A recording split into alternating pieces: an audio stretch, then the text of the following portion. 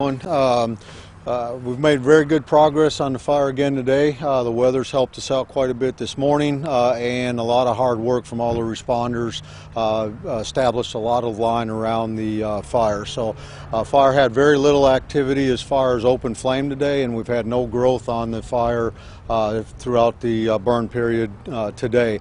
We've mapped the fire, so we'll be updating that mapping information to update the containment later this afternoon. So going into this evening, we're focusing predominantly on the west and south side of the fire, as we're expecting a wind shift this afternoon, evening, with some strong winds out of the north. So things are looking very well at this time, and we'll continue to staff the fire late in the night with that anticipated wind shift and increase in wind speeds. So thank you all.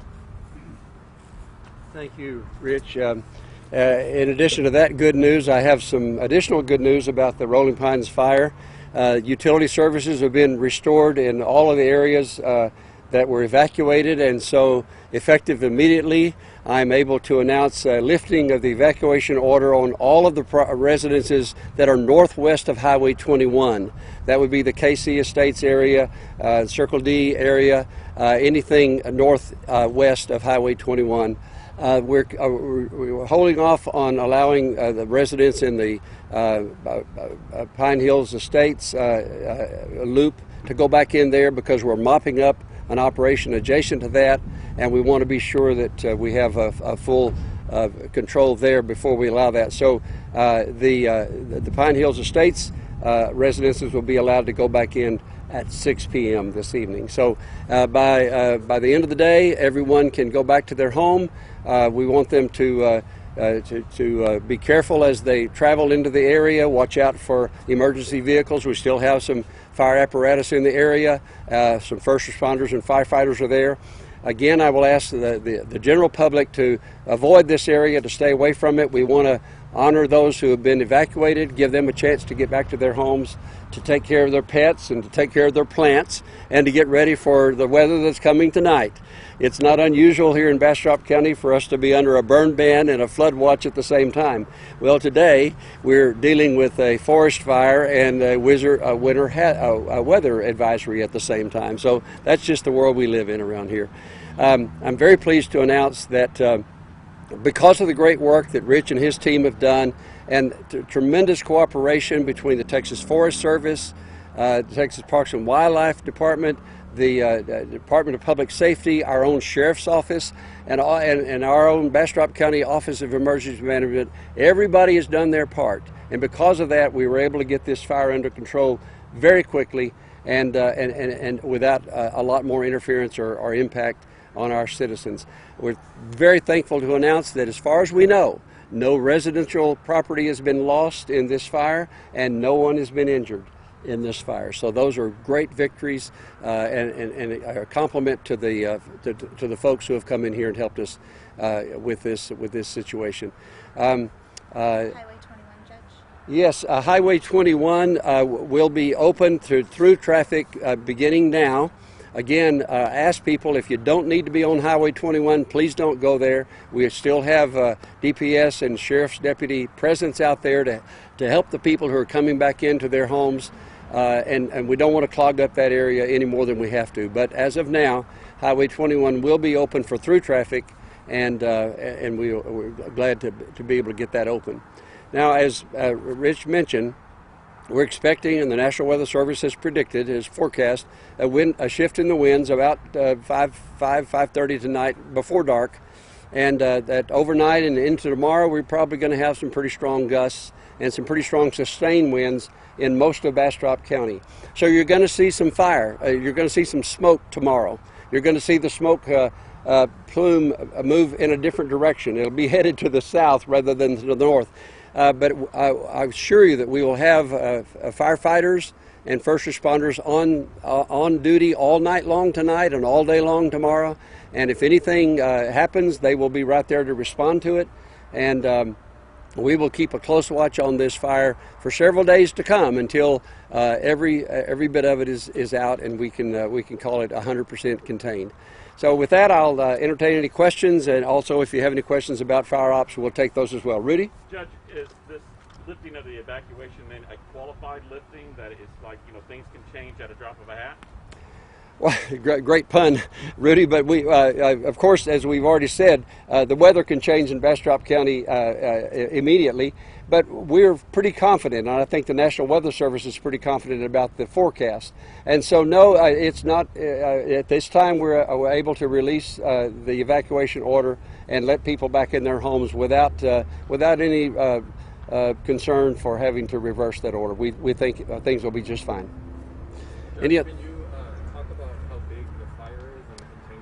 Yes, I'll let Rich address that. But again, we're taking another look at the map and the footprint. We don't think it changed today, and as if this morning we were reporting 830 acres, I believe, that had been burned. I did have, thanks to Carter Smith and the Texas Parks and Wildlife, I and Mayor Schrader had an opportunity to get up in a helicopter today and fly the perimeter of the burn scar. And I was very pleased at what I saw from the air, that although we can't say that the fire is contained, I can tell you from layman's language that the fire is certainly under control at this time. And the firefighters are there, they know where the hot spots are, and they're working on those as we go. Rich, would you like to add anything else as far as the size of the fire, or what we might expect in the future on that? Okay, yes, sir. Again, we did not see any growth or movement on the fire outside of the containment line, so the acreage remains the same as last reported. Our percent containment has gone up. We've mapped that, and what we need to look at is how wide and how strong those lines are for the fire coming in contact with that. So until we get a good assessment on that, we do not want to increase that containment until we're assured of that containment. Yes, sir. Explain for everyone what y'all are doing to shore up that western and southern line, because that's what, as Judge Poppy said, people are going to see the shift in cloud direction, and they're going to get worried. Yep. Really good question, Rudy. So we've increased the width of the line with our mechanized equipment. We've had engine apparatus on those lines all day, mopping up the hot spots along those lines.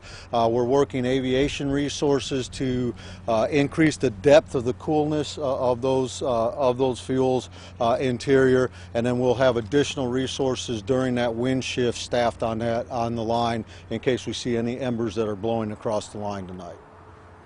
With lessons learned, are you looking at changing some of the protocols for having these kinds of That I'm not prepared to answer, because I'm here in a suppression role, so I can take any questions on suppression. There's always lessons learned anytime we engage on a wildland fire, so whatever lessons we do learn, we'll definitely implement those. So. And as far as you were talking about an investigation into this. Yes. Thank you. Yes, Fred. Carter Smith has told me that there will be a full investigation into the incident here, how it developed, what the cause of the fire might have been, and he's working with his staff on how that investigation is going to be initiated as early as next week. We're not going to put a deadline on it. We want them to have an opportunity to turn over every stone and make sure that every question is asked and answered before we come back with the findings and recommendations out of those findings. But I'm confident that Texas Parks and Wildlife are committed to doing that, and I'll hold their feet to the fire on it, pardon the pun. But and I know that as a partner, Carter Smith will do what he says he will do, and we will let the public know what the findings are. This is anytime we're impacting the life and safety of our citizens, they have a right to know what we found out, what went wrong, and what we're going to do to stop it from happening again. And that will be made known to the public. So I assure you that we will see that done. Any other questions that you might? We heard from some residents who expressed some frustration when it came to communication and the speed at which they were receiving updates. How do you feel about the way that went? Communication is always a challenge when you're in a disaster response mode, but we've tried to hold regular press conferences just as this one, and with social media we have continued to put out information through our Office of Emergency Management website, and I know Parks and Wildlife and Other social media outlets have done the same.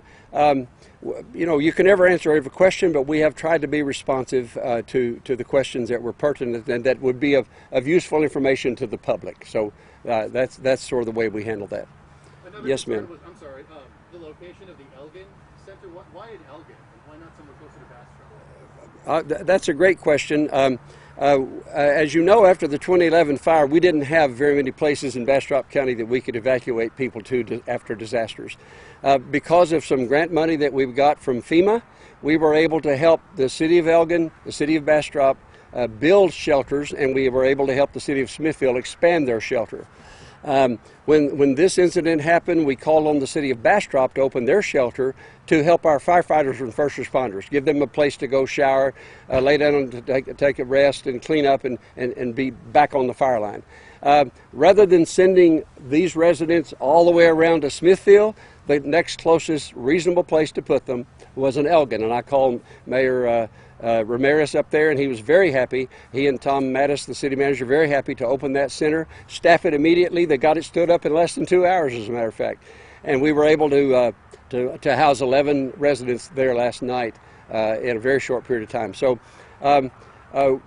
we work together when we come into responding to fires, and I was very proud of the way Bastrop and Elgin responded in this situation. Yes, ma'am. For evacuations, those residents that aren't cleared yet to go back inside their homes, is there a timeline for when they would be able to? Yes, ma'am. The residents in the Pine Hills Estate area can plan to go back into their homes at 6 o'clock this evening. But for the ones that other side of town that can't yet? Everybody else on the other side of Highway 21, they can go back in immediately. Yes, ma'am. That our lifting of that evacuation order is effective as we speak. Yes, sir. Is there an explanation for under control versus contained? Well, there is. As a layman, not a professional firefighter, I can use the word controlled from a layman's standpoint. Contained means something entirely different, and Mr. Rich can come define for you what contained means. But as I flew around the fire this morning and looking down on it, I saw no active flame. I saw a lot of firefighters who are putting out hot spots, smoldering tree roots and that sort of thing. I saw bulldozers widening those barrier lines all around the footprint. And so from my standpoint as a public official, I had to smile at that and say, it looks to me like that fire is under control. It's not out of control, in other words, anymore, like it was yesterday at this time. It is under control, and we have our hands around it. We have a line around it, and that meant a lot to me, and I wanted to share that with my public. Now, Rich, you might define the difference between under control and under containment. Okay. Thank you. So in the wildland fire response world, when we look at containment on the fire line, that means that we have lines around the fire, and under the current and forecasted weather conditions and fuel conditions, there will be no threat to that line. So that's why that containment goes up slowly, even though you may not see as much smoke and whatnot. It's because we're looking at what threats under the fire environment will threaten the line. Control, on the other hand, is after we've patrolled that area that's been contained, we're not seeing any visible smokes for a 24-hour period, and then we look at that incident being controlled. Thank you. Thank you. I did want to point out that as a part of the ongoing operations, you will see Black Hawk helicopters with water bags under them, helping out with the hot spots that are still within the footprint of the fire. And I want the public to know that when you see those choppers flying and dumping water, that's part of the plan to completely put out this fire and to make sure there's no hot spots left. So don't worry about it tomorrow or the next day as you see choppers flying around. That's part of the plan to put this thing to bed. Any other questions that we haven't addressed so far? Do we have an estimate of how many families have had to evacuate? The question was how many families have had to evacuate. The properties that we announced yesterday for evacuation was about 250 homes, but before all of them were evacuated, we were able to reduce that down to about 150 homes because the power hadn't been turned off and the progress of the fire was stopped. And so we were allowed part of Circle D and KC Estates not to evacuate.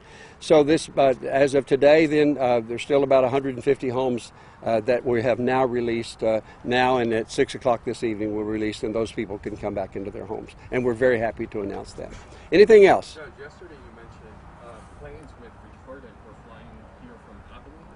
I recall after the Pines Fire, there were going to be planes stationed at ABIA for this exact purpose. Yes. Why didn't those planes come instead? They were coming from Abilene. Rich, would you like to talk about the large tankers, Large and how that was managed this time? Okay, great. So the large air tankers that we have that we utilize in state and across the nation, those are our national assets, so they can be moved across the country wherever there's fire danger. Over the last several months, we've had fire danger in the western part of the state, the Panhandle, and the Cross Plains areas. Also in New Mexico and Oklahoma. So geographically, that tanker base in Abilene is where we place those tankers. Flight time from Abilene to Bastrop to this fire is about 25 minutes.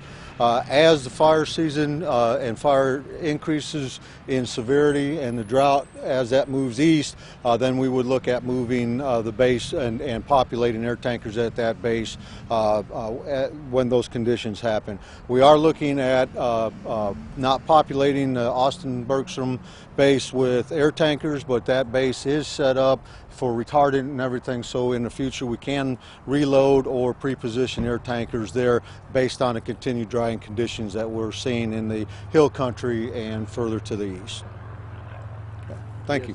Thank you, Andy, for that question, because that gives me an opportunity to thank the City of Austin for allowing us to have that recharge station there at ABIA, and John Cyrier has done great work in getting all those arrangements made, and that facility will be available immediately for further fire response in this region of Texas. The weather forecast says, I believe it's El Nino, where it's going to be drier and maybe warmer than normal, and so we wanted to be sure that we have the resources that we need right here. Anything else we need to talk about today? I want you to get the message out about the evacuation orders being lifted in the stages that we announced, and again, I want to say what a great partnership it's been with everyone who has joined us here to help respond to this disaster and to get this fire under control, and we will get it completely contained as soon as possible. And thank you all for your interest. One more question, Andy. A lot of residents that have been affected by this are laying blame on the Texas Parks and Wildlife carrying out a prescribed burn when we were having 30-mile-per-hour wind gusts. Right. Other local officials sent out an alert to don't do any outdoor burning because of the higher potential for wildfire danger. What do you say to these residents? Under certain climatic conditions, like we had last Friday night and Saturday, the Texas Department of Environmental Quality, the Texas Commission on Environmental Quality, does not recommend any outdoor burning. We did not have a burn ban, a county-ordered burn ban, but even if you don't have a burn ban and the wind's blowing 30 miles an hour, don't light a fire outside, okay? That's partly common sense, but if you need to be told not to light a fire, that's why we had that red flag warning last Saturday. We did not issue a burn ban order. As you know, we don't issue burn ban orders just on weather forecasts. There have to be certain soil conditions, ground fuel conditions, and a KBI, a Keach-Byram index, around 600. And right now in Bastrop County, that KBI index is about 250. So we're a long ways from the threshold of announcing a burn ban countywide. But when the wind blows at 35 miles an hour, don't burn. So we didn't have a burn ban. Parks and Wildlife, they do burn bans all over the state. They've done this for years and years. They're the very best at it. They know what they're doing. They had as Carter Smith announced earlier, they always have a burn boss who studies all of the criteria, and it's done according to a certain set of criteria that are approved by the National Fire Institute. So it wasn't done lightly, and it wasn't done without full planning and forethought. But as I said yesterday, sometimes the weather changes in Texas, and it changes pretty quickly, and nobody can predict which way the wind's going to blow or how strong it's going to blow over a long period of time. We're not talking about placing any blame. There will be a full investigation done, and that investigation will tell us what happened, what went wrong, how we can prevent it from happening again, and what lessons we learned out of it. And I expect that to be a full and comprehensive report. That will answer the questions of our citizens. And by the way, I fully understand our citizens' frustrations. You'd think of all places in Texas, the place that you'd want to be the most cautious about indoor outdoor burning would be Bastrop County for all the things that we've been through in the last 10 years, Fred. But the fact is that all precautions were taken, and yet Mother Nature played a trick on us. And we have to live with that. We have to learn from that, and that's exactly what we're going to do. I can promise you that. All right? All right, folks, thank you all for being here. I appreciate you. Be safe out there. Take care of each other, and talk to you soon.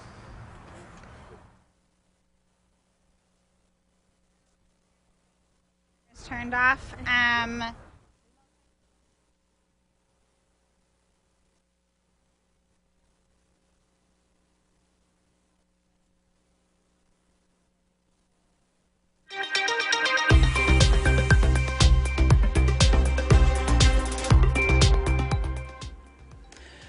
Hi there, everybody, and thanks so much for sticking with us here on KXAN Live. Will Dupree in the KXAN Live studio. I was listening in to see what the public information officer there is saying to the reporters.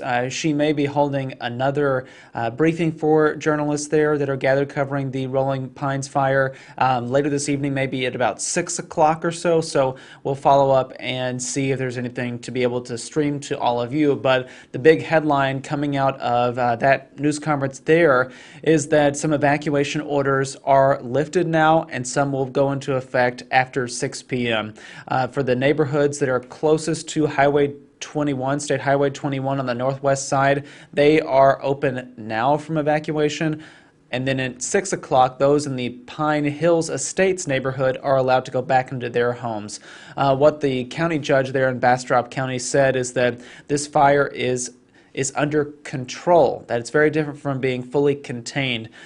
He said and noted that people out there in that direction living in Bastrop will likely see smoke even into tomorrow because there are some spots that are still smoking at this time. However, the fire has not crossed any of the containment lines that were drawn out around the entire footprint of the fire with bulldozers that the firefighters and other fire crews did overnight. So that's some very good news there. However, they are still watching some of the changing conditions and what this cold front will bring later this evening. The cold front will move through, kick up the winds again. They are expecting the smoke plume to shift directions, but they will have firefighters working around the clock to make sure that no other embers or flames or anything like that kicks up again. So they were wanting to assure people of that.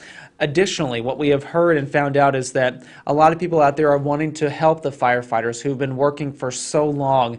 If you would like to donate either drinking water, water bottles, those kinds of things, or sports drinks, you can take them here.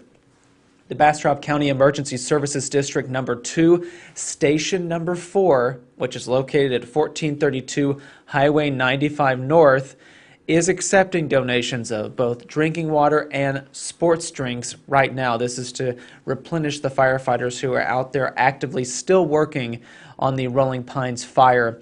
This is located next to Dollar General and Pershing Drive intersection. So if you're familiar with that area, this is where you can go to be able to do that if you can.